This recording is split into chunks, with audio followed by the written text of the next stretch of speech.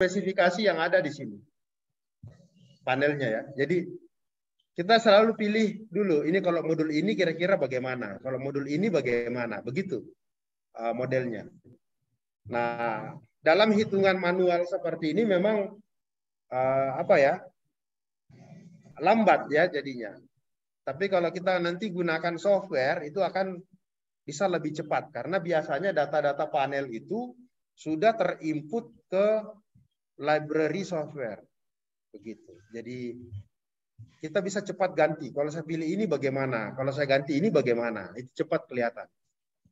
Tapi kalau hitung manual ya kira-kira hitungnya begini. Nanti kalau enggak pas ya kita ulang lagi hitung. Begitu. Ya, itu kita gambarannya.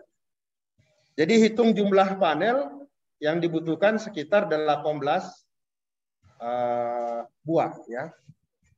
Nah kemudian ke baterai. Tadi ya langkah berikutnya kan kita bisa menghitung berapa banyak baterai atau storage-nya ya. Nah, sebelum hitung ke sana, ini ada hal yang perlu dipahami juga ya tentang baterai atau akinya.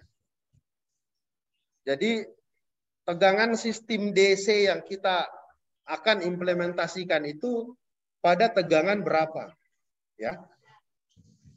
Itu kita tentukan. Kemudian ampere hour-nya, kapasitas baterainya berapa, dan kemudian DOD baterai. DOD itu adalah depth of discharge. Jadi sebenarnya ada dua istilah biasanya diterapkan untuk baterai ini. Ada istilah DOD, ada istilah SOC, ya. Jadi dibedakan ya istilahnya. Kalau SOC istilahnya state of charge, ya. Jadi pada saat dia pengisiannya ya berapa persen gitu kira-kira.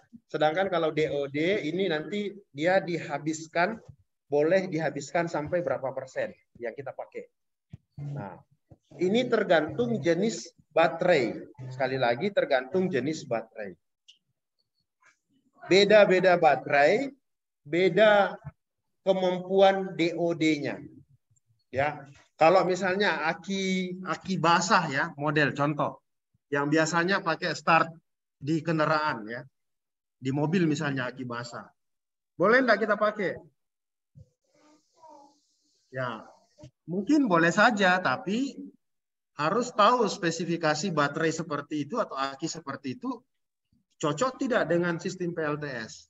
Kenapa? Karena untuk tipe baterai basah, aki basah, itu DOD-nya itu tidak boleh lewat dari 50%.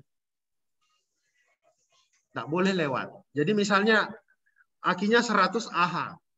Jangan pakai 50 Ah yang disimpan. Itu cepat rusak nanti. Jadi kayak gitu. Jadi dia kurang pas digunakan. Nah, pilih yang lain. Misalnya baterai litium. Nah, kalau baterai litium, ya itu kita bisa pakai, kalau misalnya isi 100, kita bisa pakai sampai 20%. Jadi kita pakainya 80. Ya, sisa 20-nya baru kemudian dicas lagi. Jadi kalau contoh-contoh di smartphone atau gadget yang pakai baterai litium atau di laptop, kalau mau awet ya pengisiannya pakainya itu jangan di bawah 20. Sisa 20%. Jangan. Itu nanti penggunaan baterainya cepat rusak. Tapi kalau stabil pemakaian di situ, dia akan awet. Nah, itu harus kenali jenis baterainya lagi ya. Harus kenali. Setiap baterai unik, beda-beda. Kemampuan DOD-nya beda-beda. Nah, itu yang harus dipahami. Kemudian tadi sistem tegangannya ya. Nah, kira-kira kalau kita pilih nanti satu jenis baterai, nanti kan pastinya dirangkai ya. Kalau ini misalnya contoh yang seperti yang kita lihat di PLTS hybrid kemarin, itu kan satu baterai itu kan sekalipun tidak dipakai ya. Ada yang foto kan spesifikasinya. Nah, itu satu baterai itu kan tegangannya 2 volt. Tegangannya 2 volt. Kapasitasnya berapa kemarin? Ada yang ingat? Tegangannya 2 volt, kapasitasnya berapa Ah?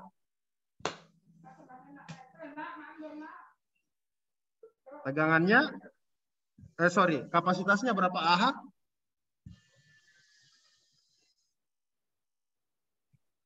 Ada yang ingat kah? Sekitar 1000 Ah atau 2000 Ah ya.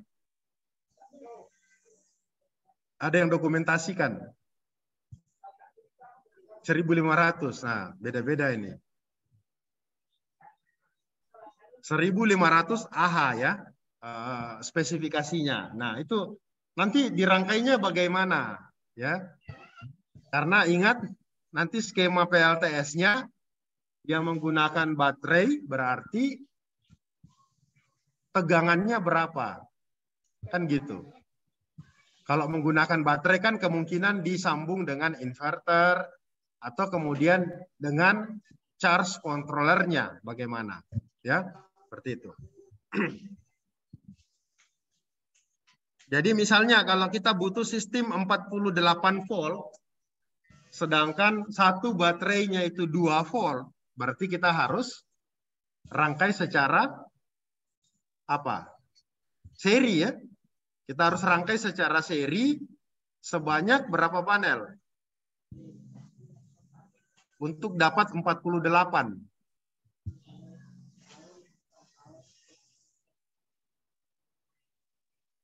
Berapa panel dirangkai seri?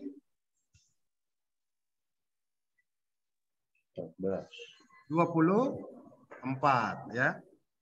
Ya, kan satu baterai 2 volt. Supaya dapat 48 ya harus diserikan sebanyak 24. Jadi ya gitu gambarannya nanti ya. Seperti itu gambarannya. Oke. Ada pertanyaan terkait ini? Terkait informasi mengenai baterai? Ada? Apa? Oh iya, ada dari Zoom. Silakan. Mau tanya Pak, itu DOD baterai itu kita tahu dia berkualitas bagus itu apakah memang sudah ada spesifikasi yang tertulis pada bodinya atau kita harus mencari tahu secara perhitungan matematis atau seperti apa Pak? Oh ya, baik. Pertanyaan yang baik ya. Ya, biasanya DOD itu kita ketahui dari pertama jenisnya, bahannya ya, bahan baterainya itu dari apa?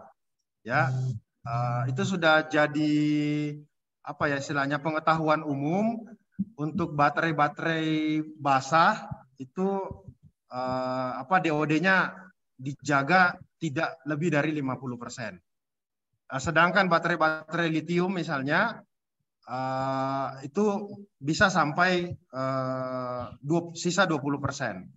Seperti itu.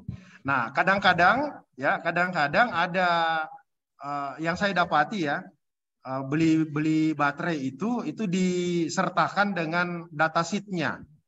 Nah, di datasheet itu bisa kita lihat informasi ketika baterai itu digunakan sekian persen, maka pemakaiannya bisa berapa lama. Itu ada juga informasinya seperti itu. Jadi selain dari pengetahuan umum, juga bisa kita cek ke datasheet dari baterainya. Seperti itu. Spesifikasi. Ya, spesifikasi baterainya. Baik Pak, terima kasih Pak. Bisa ya? Ya. Jadi kita enggak sembarang memilih baterai ya. Biasanya yang harganya mahal, biasanya kualitasnya bagus ya. Begitu. Jadi selain DOD sebenarnya ada satu lagi ya, cycle-nya ya. Cycle baterai. Jadi dia berapa kali charging discharging itu tiap baterai juga beda-beda. Tiap teknologi baterai beda-beda. Kalau ada baterai yang biasanya yang seperti di PLTS itu yang modelnya tubular ya, yang 2 volt itu seperti yang kita lihat di PLTS Mansina beberapa waktu lalu, itu cycle-nya cukup panjang ya. Jadi dia sampai ribuan kali pengisian ya. Baik, coba saya tampilkan ininya ya, sedikit keterangannya ya. Saya